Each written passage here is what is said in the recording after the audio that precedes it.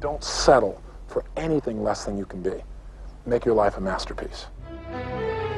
This is a series about how Sigmund Freud's ideas about the unconscious mind have been used by those in power to control the masses in an age of democracy. Last week's episode showed how Freud's ideas spread throughout America in the 1950s. They were promoted by his daughter Anna and by Freud's nephew, Edward Bernays, who invented public relations. He brought Freud's theories into the heart of advertising and marketing. A man like you, I mean, with a car like this. What they both believed was that underneath all human beings was a hidden, irrational self, which needed to be controlled, both for the good of individuals and the stability of society. But the Freuds were about to be toppled from power by opponents who said they were wrong about human nature. The inner self did not need to be repressed and controlled. It should be encouraged to express itself.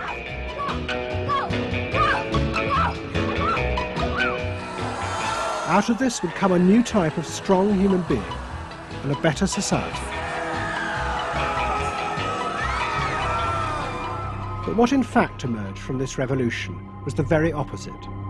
An isolated, vulnerable, and above all greedy self, far more open to manipulation by both business and politics than anything that had gone before. Those in power would now control the self, not by repressing it, but by feeding its infinite desires.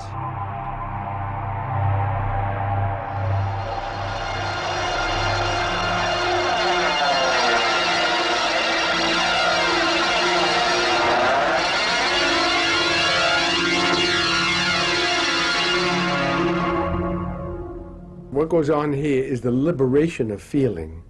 In other words, feelings, not just memories, that have been suppressed. For example, screaming, crying, anger. You get a person who's really angry, and they're going to let it out. No! No! I could kill you! I'm an old man, listen, I can't get all the strength into this that young people would get if they had those feelings. That wasn't bad. In the 1950s, a small group of renegade psychoanalysts began a new form of therapy. They worked in small rooms in New York City and encouraged their patients to express their feelings openly. I want help. I do. I want help. It was a direct attack on the ideas of the Freudian psychoanalysts, who had become rich and powerful, teaching Americans how to control their feelings. In Freud's work, you see, they were afraid of the feelings. They believed that what they wanted was contained people, very proper, doing the right thing and living a proper life. That's what they wanted, but not an intense emotional life. Freud wasn't emotional himself. I mean, he's an intellect, Freud. I was an intellect too, I know, but I'm also more than that now. The leader of this group was a man hated by Freud and his family. He was called Wilhelm Reich. Reich lived an isolated life in a house he had built for himself in remote mountains near the Canadian border. Reich originally had been a devoted disciple of Freud's in Vienna in the 1920s. But he had challenged Freud over the fundamental basis of psychoanalysis. Freud argued that at heart, human beings were still driven by primitive animal instincts. The job of society was to repress and control these dangerous forces. Reich believed the complete opposite. The unconscious forces inside the human mind, he said, were good. It was their repression by society that distorted them. That was what made people dangerous. Reich and Freud had two fundamentally differing views about what was essential human nature. At its core, Freud saw an uncontrolled, violent, warlike, raging inferno of emotions. Reich said these things are not the way human beings are originally destined to be. They're the result of not permitting the original impulse to express itself. The underlying natural impulse, Reich argued, was the libido, sexual energy. If this were released, then human beings would flourish. But this idea brought him into direct conflict not only with Sigmund Freud, but Freud's daughter Anna, who believed that the sexual forces in humans were dangerous if not controlled. My father thought that you should liberate the libido and have freedom, and he developed a theory rather early that neuroses were due to lack of good orgasm, or any orgasm. And that was, Anna Freud, you know, was a virgin. I mean, this is very important because she never had a sexual relation with a man. And here was this man preaching that the way to health was through orgasm. And here was this woman who had been analyzed by her father because she was masturbating. So here's this woman who's opposed to sexuality, really, and here's this man who's preaching sexual freedom. I mean, there was bound to be a clash, wasn't there? The conflict came to a head at a conference in 1934 in Switzerland. Anna Freud, who had by now become the acknowledged leader of the psychoanalytic movement, forced Wilhelm Reich out. She destroyed his career. She got rid of him, very definitely. And I guess part of what I'm doing is getting rid of her. Explain.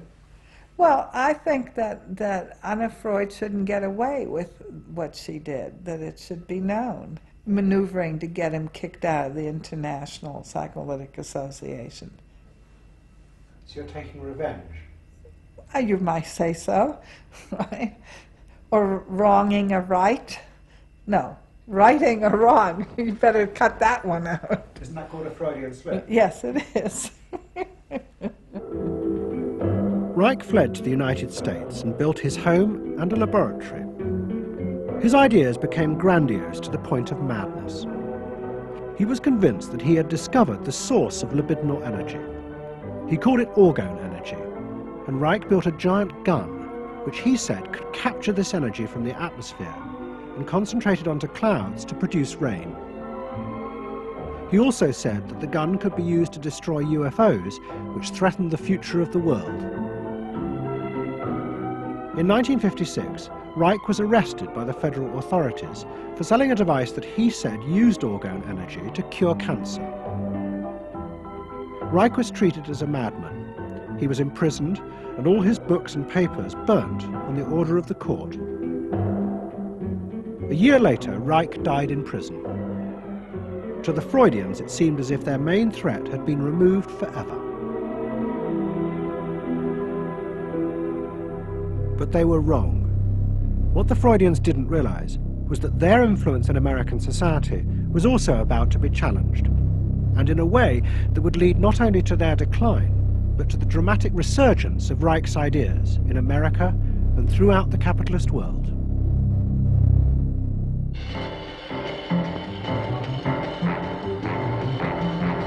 The consumer is king. His whim makes or unmakes manufacturers, wholesalers, and retailers. Whoever wins his confidence wins the game.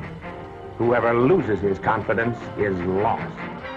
By the late 50s, psychoanalysis had become deeply involved in driving consumerism in America.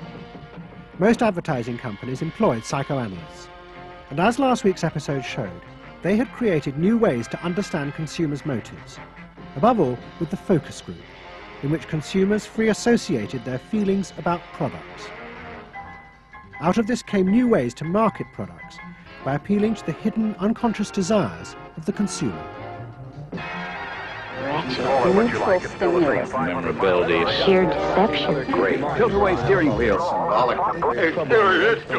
a dream saying the mistress. something intimate is going on. But in the early 60s, a new generation emerged who attacked this. They accused American business of using psychological techniques to manipulate people's feelings and turn them into ideal consumers. Advertising was manipulation. It was a way to get you to do something that didn't come out of you. It came out of somebody else. Somebody else said, this year you should be wearing powder pink shirts with matching powder pink buck shoes. And I said, why? That's not who I am. That's who somebody else is. They wanted you to be somebody who would buy their stuff. This whole feeling of being somebody else's tool. I don't want to be that. I don't want to be somebody else's man. I want to be me.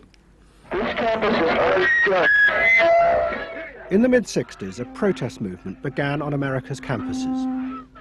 One of the students' main targets was corporate America. They accused the corporations of brainwashing the American public. Consumerism was not just a way of making money, it had become the means of keeping the masses docile, while allowing the government to pursue a violent and illegal war in Vietnam. The student's mentor was a famous radical philosopher called Herbert Marcuse. Marcuse had studied psychoanalysis and was a fierce critic of the Freudians. They had, he said, helped to create a world in which people were reduced to expressing their feelings and identities through mass-produced objects. It resulted in what he called one-dimensional man, conformist and repressed. The psychoanalysts had become the corrupt agents of those who ruled America. It was one of the most striking phenomena to see to what extent the ruling power structure could manipulate, manage and control not only the consciousness but also the subconscious and unconscious of the individuals. And this took place on a psychological basis by the controls and the manipulation of the unconscious primary drives which Freud stipulated. Think about it, dear American people out there. You hear him, huh? You're all brainwashed, kiddies. You're all brainwashed. That's why you're here. They're saying right now, kill the bum. Look, I look at you in the living room. You know, you're saying, kill me.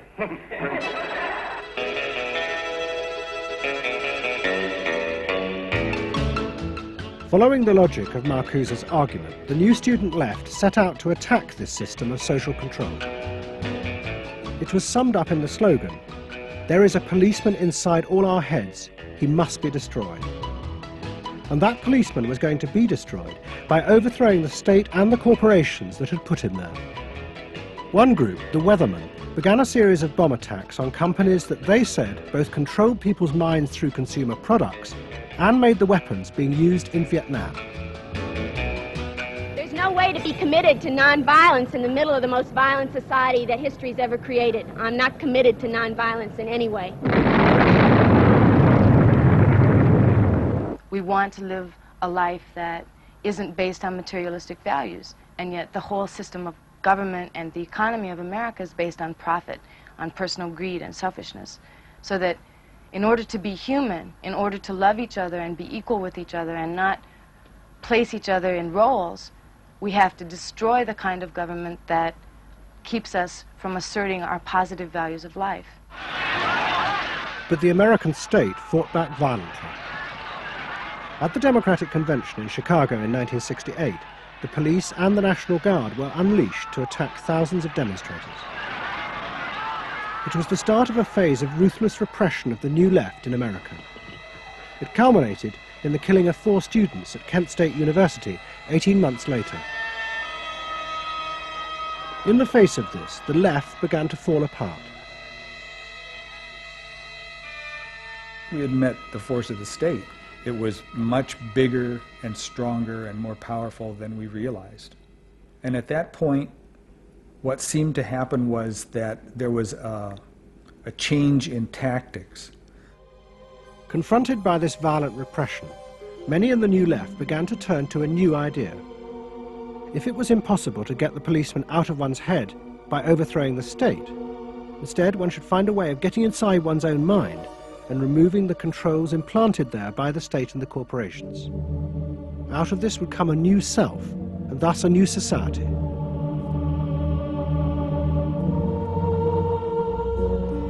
People who had been politically active were persuaded that if they could change themselves and be healthy individuals, and if a movement grew up just aimed at people changing themselves, then at some point all that positive change going on well, you could say quantity would become quality, and there would be a sort of a spontaneous transformation of society.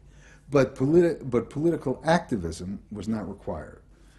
It's about making a new you, that if enough people changed the way they were, that the society would change. So the personal became political? Yes, the personal became political.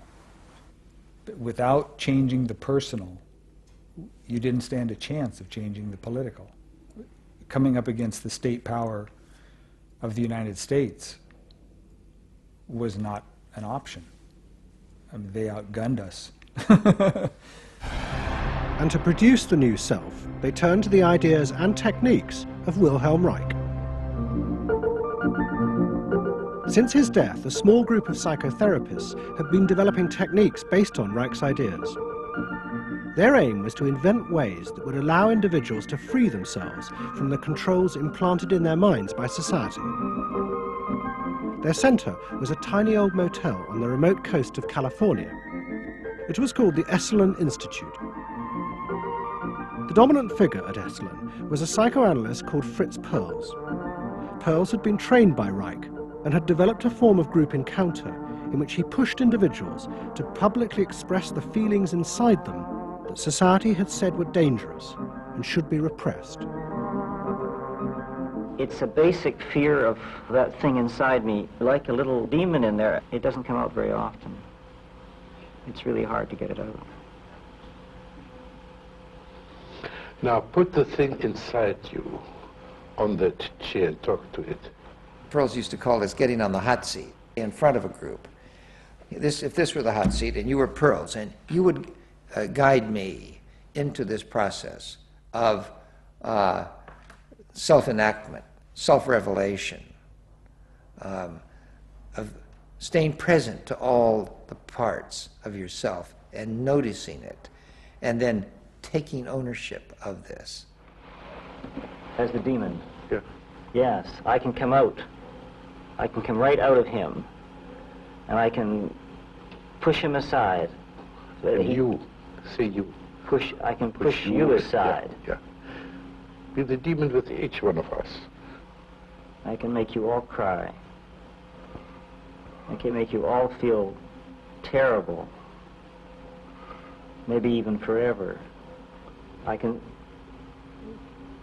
make the mouth, this mouth here, do things and say things. I can almost destroy anyone, each one of you, if I get out. There isn't one of you that I would spare. Not even you. Yeah. How do you feel now? I feel better. I mean, I feel very honest. Yeah. And you notice the increase of power. In other words, taking ownership of who you are and how you act and how you feel. Your whole being in the world. In other words, giving you autonomy, owning your freedom. I'm frightening. When I have my power, I am frightening. See, I frighten you with my power. I frighten you with my power. Now, where do you feel the power? In your hands? In your muscles? Where else? Wake up! I want you to do for me, God damn you! Okay. Stop it. You. It was not phony movement. That's what I wanted to do, and I did it. What Perls and others working at Esalen believed was that they were creating ways that allowed individuals to express their true inner selves. I want them to applaud for me. Out of this, they believed, would come new autonomous beings free of social conditioning. To the left, defeated in the wake of Chicago, it was an enormously attractive idea. These techniques could be used to unleash a new, powerful self, strong enough to overthrow the old order.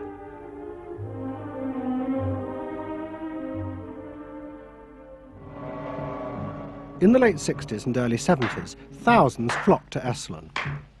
Only a few years before, it had been an obscure fringe institute. Now it became the centre of a national movement for personal transformation, the human potential movement.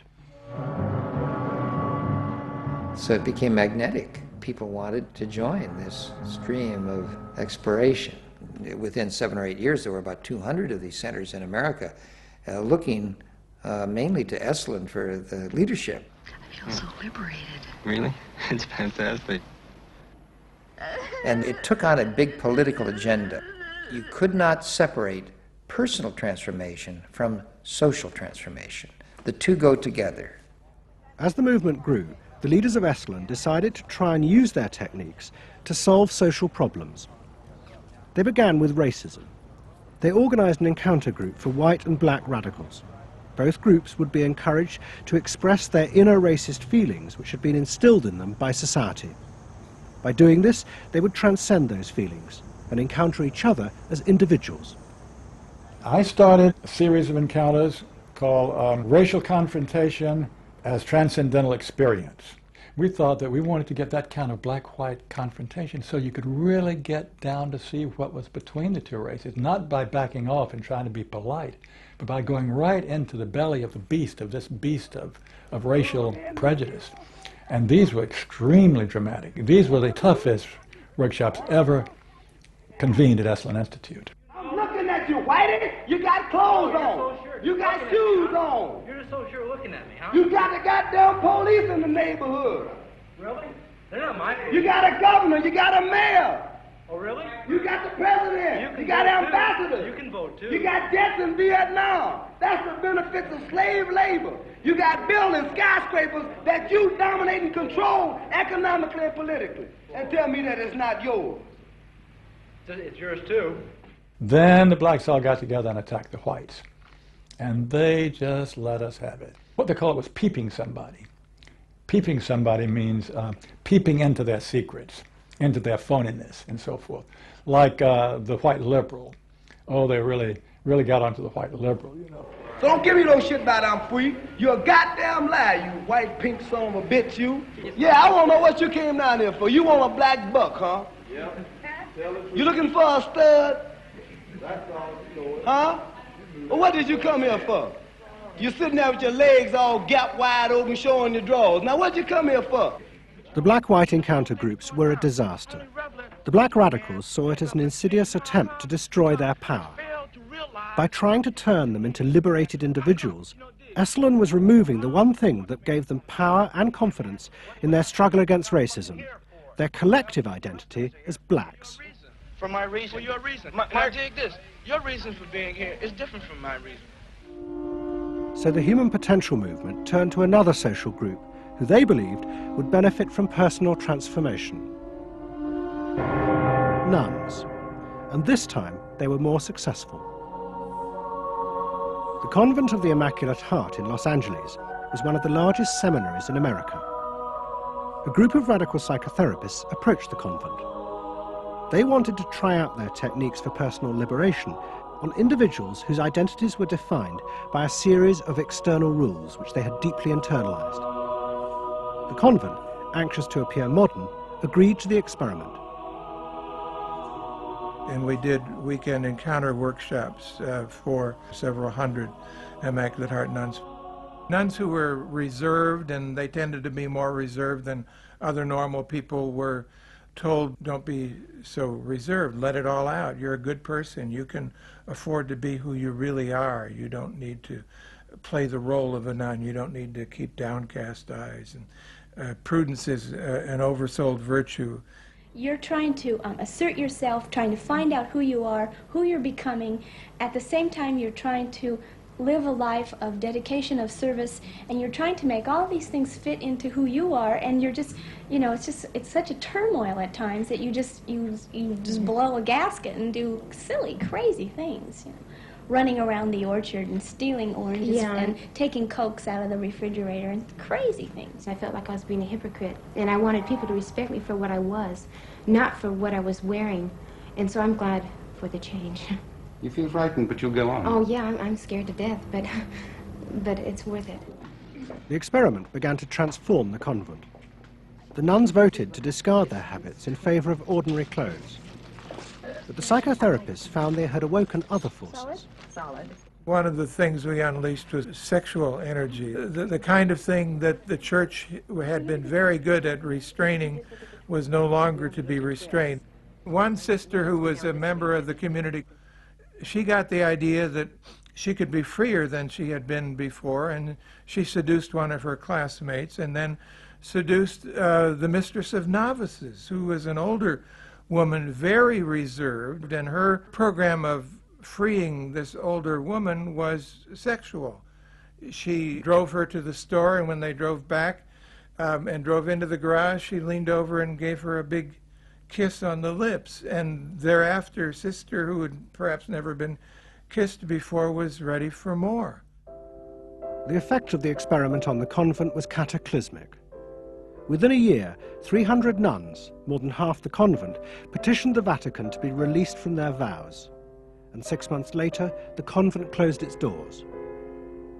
All that was left was a small group of nuns, but they had become radical lesbian nuns. The rest gave up the religious life. They gave up being nuns. They did, yeah, they became persons. By the late 60s, the idea of self-exploration was spreading rapidly in America. Encounter groups became the center of what was seen as a radical alternative culture based on the development of the self, free of a corrupt capitalist culture. We just want the freedom to be ourselves, and that's for love, for experience, positive way of life. We don't say that you're wrong. We just want to be free to be what we want to be, or what we find ourselves to be, as we continue to search ourselves. And it was beginning to have a serious effect on corporate America, because these new selves were not behaving as predictable consumers. The life insurance industry in particular was concerned that fewer and fewer college students were buying life insurance when they left university. They asked Daniel Yankelovich, America's leading market researcher, to investigate. He had studied psychoanalysis. The life insurance business, more than any other business at the time, was built on the Protestant ethic. You only bought life insurance if you were a person who sacrificed for the future. If you lived in the present, you had no need for life insurance. So they had some sense that maybe the sort of core values of the Protestant ethic were being challenged by some of these new values that were beginning to appear. And I was really astonished at what I found. The conventional interpretation, the dominant interpretation, was that it had to do with political radicalism. But, you know, it was clear to us that that was a mask, a cover. The core of it had to do with self-expressiveness. That this preoccupation with the self and the inner self, that was what was so important to people. The ability to be self-expressive. Wow, what a feeling! 300 miles to go. What out of sight. Yankelovich began to track the growth and behavior of these new expressive selves. What he told the corporations was that these new beings were consumers, but they no longer wanted anything that would place them within the narrow strata of American society. Instead, what they wanted were products that would express their individuality, their difference in a conformist world, the very things that US corporations did not make. Products have always had an emotional meaning. What was new was individuality. The idea that this product expresses me, and whether it was a small European car, the particular music system, Relaxation. your presentation of self, your clothing. For immediate energy from our muscles and relaxation. These become ways in which people can expend their money in order to say to the world who they are. But the manufacturers, they had no idea of what was going on, really, with consumers and in the market at large. Major advertising companies set up what they called operating groups, to try and work out how to appeal to these new individuals. The head of one agency sent a memo to all staff. We must conform, he told them, to the new nonconformists. We must listen to the music of Bobby Dylan and go to the theatre more. But the problem was, few of the self-expressive individuals would take part in focus groups. The advertisers were left to their own devices. There's a new cereal that tastes so right. Makes you dance, it's a way out of sight. It's tasty little squares of malted wheat. It's crispy and it's crunchy and it tastes so neat. Faster though. That's what I'm saying. Use a folk rock with more rock than folk. And there was an even more serious problem. To make products for people who wanted to express themselves would mean creating variety. But the systems of mass production that had been developed in America were only profitable if they made large numbers of the same objects. This had fitted perfectly with the limited range of desires of a conformist society. The expressive self threatened this whole system of manufacture. And the threat was about to grow rapidly. Go! Because an entrepreneur had invented a way of mass-producing this new independent self.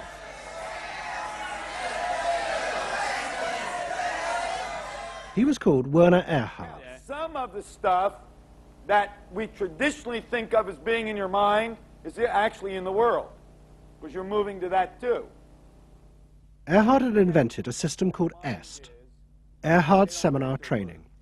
Hundreds of people came for weekend sessions to be taught how to be themselves. And EST was soon copied by other groups, like Exegesis in Britain. Many of Erhard's techniques came from the human potential movement, but he criticized the movement for not having gone far enough. Their idea that there was a central core inside all human beings was, he said, just another limitation on human freedom. In reality, there was no fixed self, which meant that you could be anything that you wanted to be. The thesis of the human potential movement was that there was something really good down in there. And if you took these layers off, what you were going to wind up with was a kernel, a something that was innately self-expressive, that was the true self, that was going to be a wonderful thing. In actuality, you found people who'd gone to the last layer and took off the last layer and found that what was left was nothing. All right, push! Move! Do it! The EST sessions were intense and often brutal. The participants signed contracts agreeing not to leave and to allow the trainers to do anything they thought necessary to break down their socially constructed identities. You're going to get sandwiched in there. Go for a win! If I push harder than you do, I'm going to squash you. So you better push fast. Now, hard, do it! That's it, do it again! Push! Good! Good! Good! Again! Yes! The real point to the EST training was to go down through layer after layer after layer after layer until you got to the last layer and peeled it off, where the recognition was that it's really all meaningless and empty.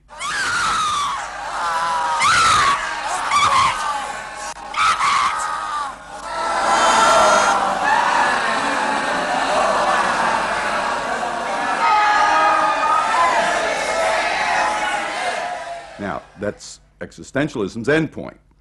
EST went a step further in that people began to recognize that it was not only meaningless and empty, but it was empty and meaningless that it was empty and meaningless. And in that, there's an enormous freedom. All the constrictions, all of the rules you've placed on yourself are gone. And what you're left with is nothing. And nothing is an extraordinarily powerful place to stand, because it is only from nothing that you can create. And from this nothing, people were able to invent a life, and allowing them to create themselves. Invent themselves. Invent themselves. You can be what you want to be. I want you to start to make that sound, and on that sound, create and people the world the way you want to create it. What Earhart did was to say that only the individual matters, that there is no societal concern, that you living a fulfilled life is all you need be concerned about. Est people came out of those trainings feeling that it wasn't selfish to think about yourself, it was your highest duty. So kiss me and smile for me, tell me that you'll wait for me, hold me like you'll never let me go. The training is 2 weekends, and it was quite an incredible experience in my life. I'll forever be grateful for the experience. I got a great deal out of it. We really want to know who we are. There are things going on. We learn more and more about ourselves all the time, and to really find out what it is that makes us tick and how we are discovering ourselves. I'm leaving. Est became hugely successful. Singers, film stars, and hundreds of thousands of ordinary Americans underwent the training in the 1970s. But in the process, the political idea that had begun the movement for personal transformation began to disappear. The original vision had been that through discovering and expressing the self, a new culture would be born, one that would challenge the power of the state. We will not let them separate our culture from our politics. We are a people. We are all together.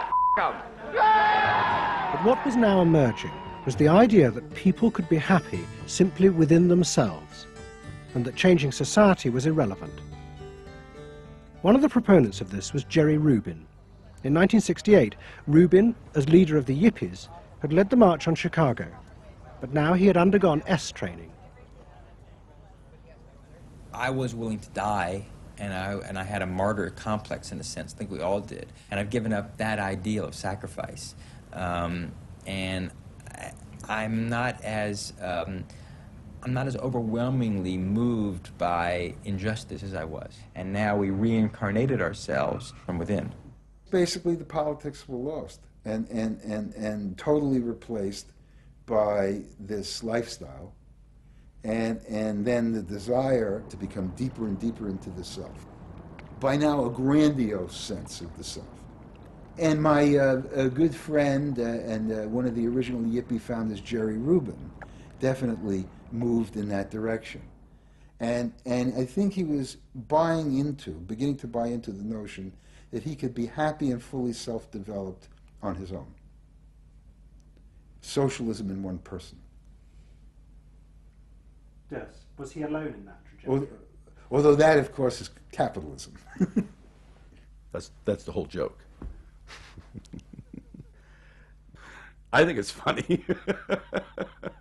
I think it's funny because people spend so much of their life being bedeviled by their past and being locked into their past and being limited by their past.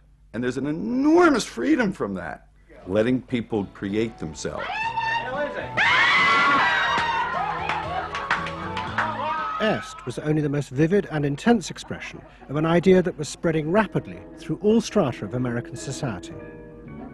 Books and television programs promoted the idea that one's first duty was to be oneself. And those monitoring this shift were astonished at the speed with which the idea was spreading. In 1970, it was a small percentage of the total population, maybe 3 to 5%. By 1980, it had spread to the vast majority of the public, up to 80%.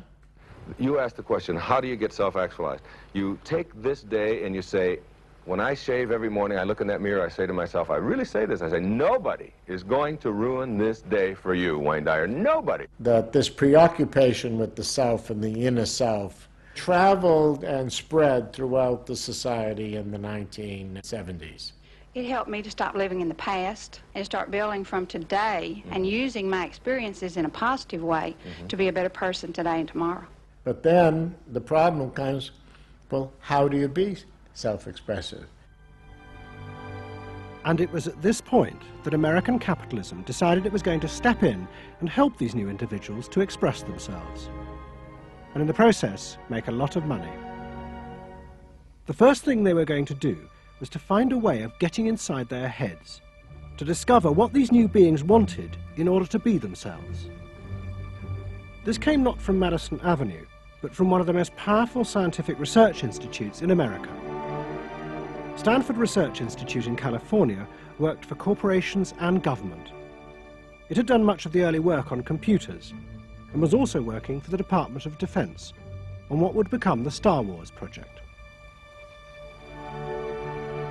In 1978, a group of economists and psychologists at SRI decided to find a way to read, measure, and fulfill the desires of these new, unpredictable consumers. The idea was to create a rigorous tool for measuring a whole range of desires, wishes, values that prior to that time had been kind of overlooked. They say in business, you know, what gets measured gets done.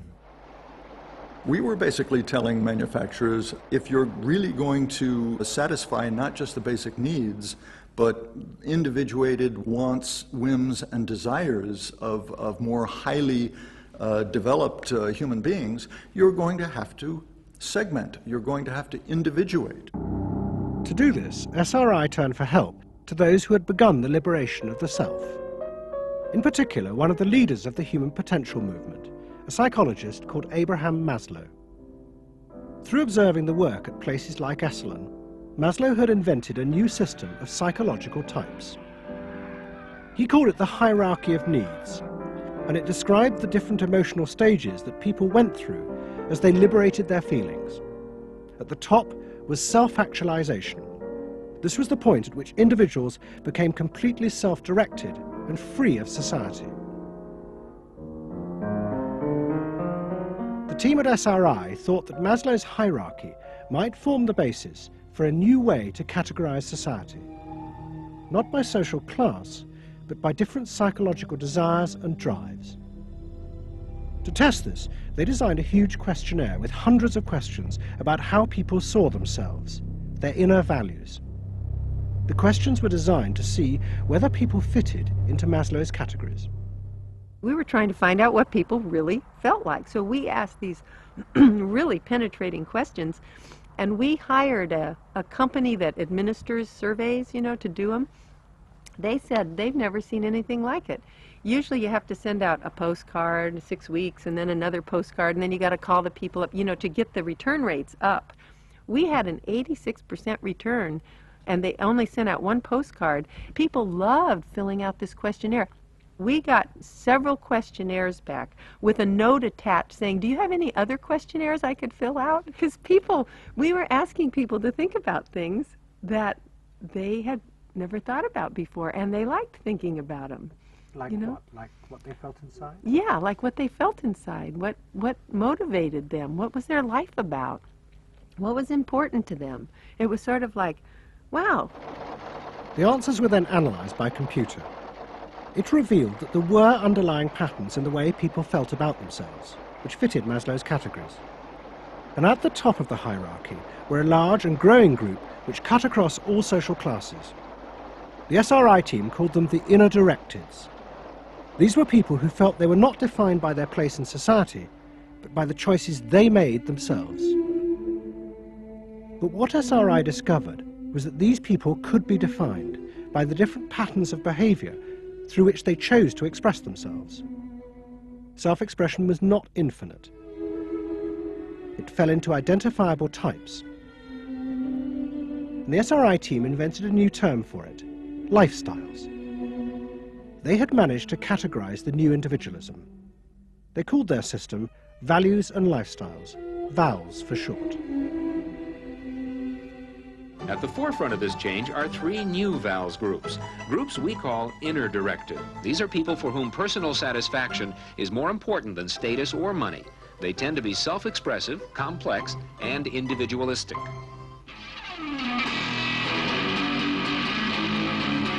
Rob is an I am me.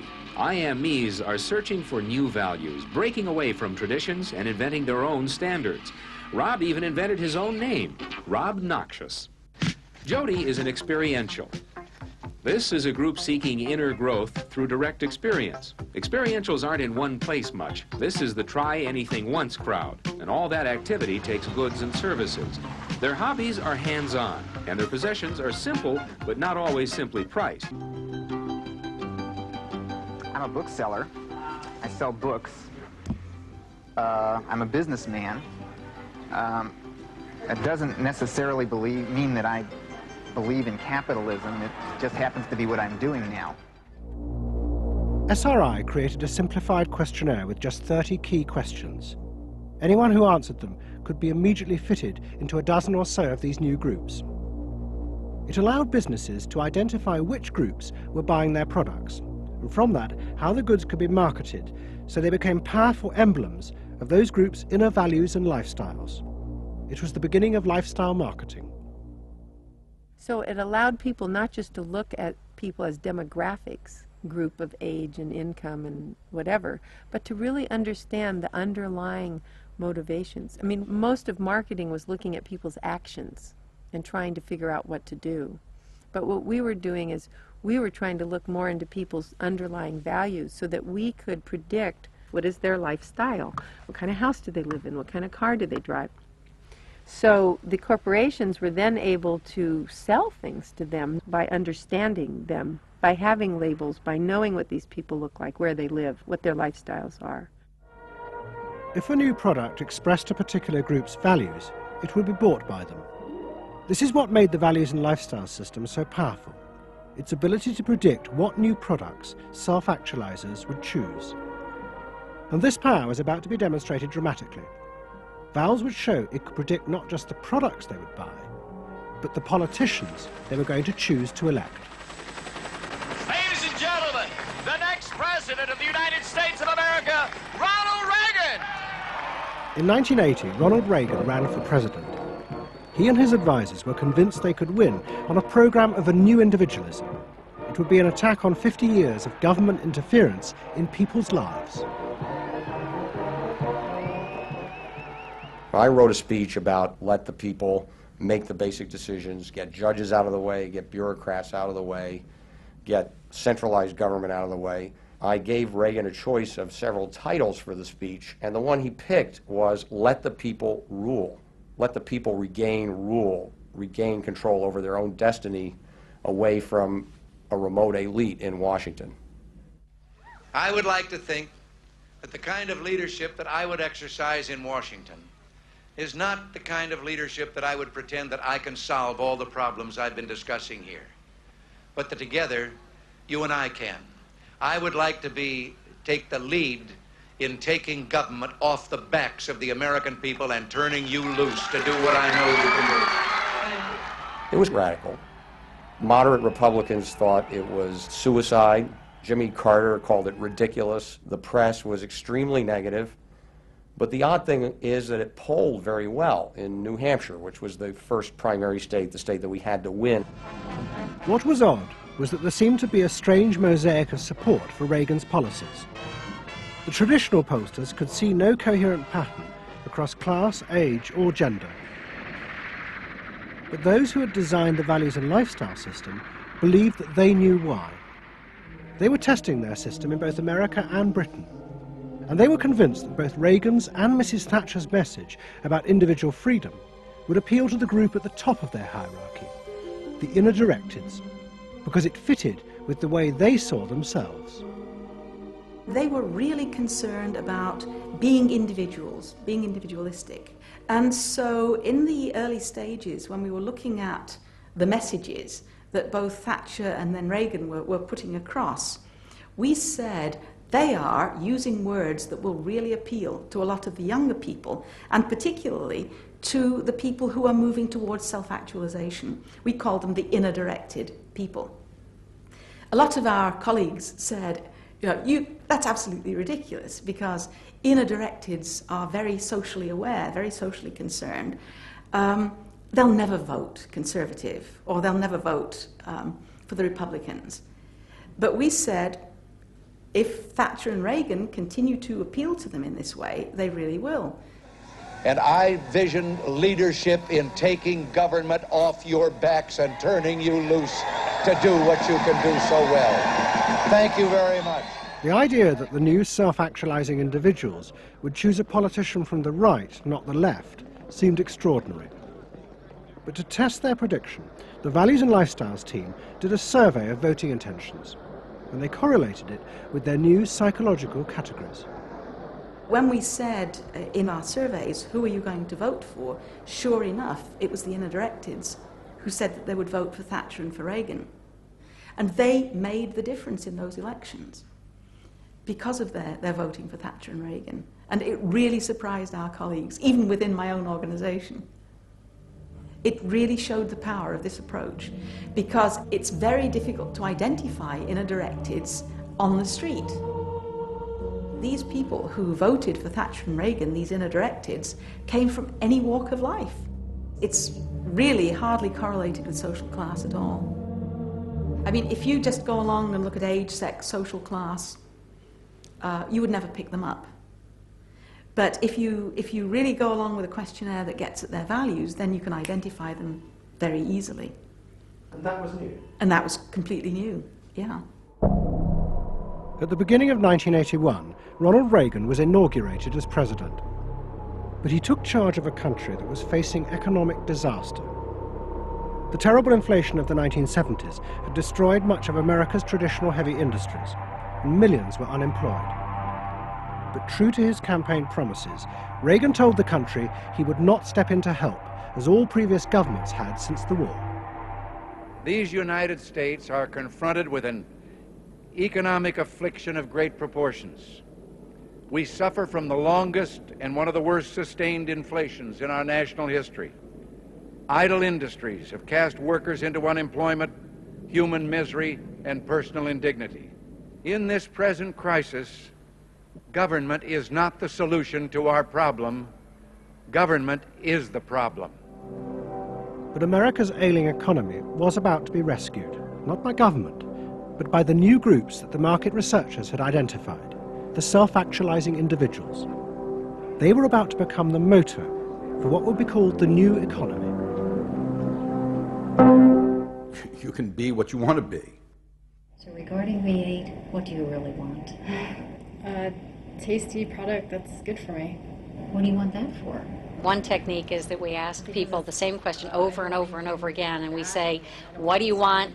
What do you really want? What do you want that for? And they start to talk about it, and they kind of get intimate with what's going on. What we're doing with that technique is unpeeling the onion. If you want to think of a person kind of having layers and layers and layers of protection and thoughts and behaviors and beliefs, we want to get to that center core. In the wake of the invention of values and lifestyles, a vast industry of psychological market research grew up. And the old technique of the focus group, invented by the Freudian psychoanalysts in the 50s, was used in a new and powerful way. The original aim of the focus group had been to find ways to entice people to buy a limited range of mass-produced goods.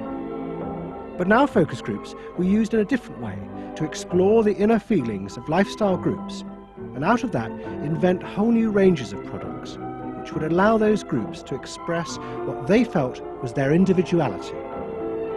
And the generation who had once rebelled against the conformity imposed by consumerism now embraced it, because it helped them to be themselves.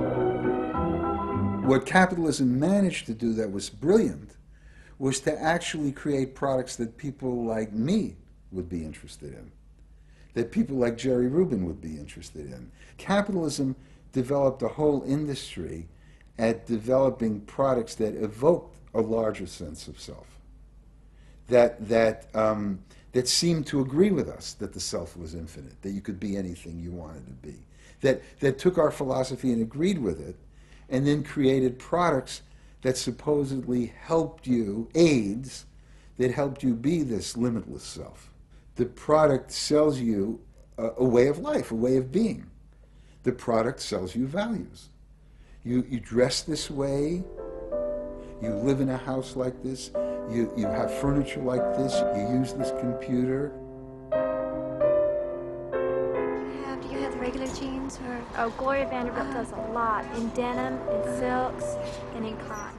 You eat in these restaurants, there are values there, hipness, coolness. This is not, I repeat, not a marketing scheme. So the notion that you could buy an identity replaced the original movement notion that you were perfectly free to create an identity. And you were perfectly free to change the world and make the world anything you wanted it to be. Well, what I wear is a statement. And this vast range of new desires fitted perfectly with changes in industrial production. Computers now allowed manufacturers to economically produce short runs of consumer goods. The old restrictions of mass production disappeared, as did the worry that had bedeviled corporate America ever since mass production had been invented, that they would produce too many goods. With the new self, consumer desire seemed to have no limit. In the United States, the concern of companies was always that supply would outstrip demand, that we were producing too much, and that there was not a market for it. You don't hear that kind of talk anymore, because you've gone from a conception of a market of limited needs, and if you fill them, they're filled, to a market of unlimited, ever-changing needs dominated by self-expressiveness, that products and services can satisfy in an endless variety of ways, and ways that change all the time. And consequently, economies have unlimited horizons. Out of this explosion of desire came what seemed a never-ending consumer boom that regenerated the American economy. The original idea had been that the liberation of the self would create new kinds of people, free of social constraint. That radical change had happened, but while the new beings felt liberated, they had become increasingly dependent for their identity on business. The corporations had realized that it was in their interests to encourage people to feel that they were unique individuals and then offer them ways to express that individuality. A world in which people felt they were rebelling against conformity was not a threat to business, but its greatest opportunity.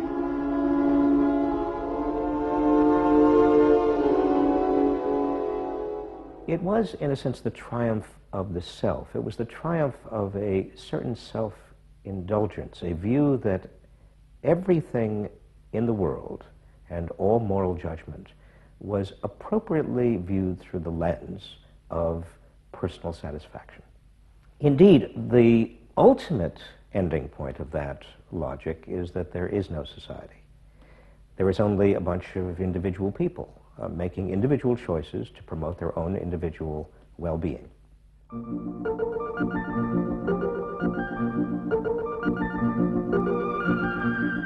Next week's episode tells the story of how politicians on the left, in both Britain and America, turned to the techniques developed by business in order to regain power. But what they didn't realize is that what had worked for business would undermine the very basis of their political beliefs. They would find themselves trapped by the greedy desires of the new self.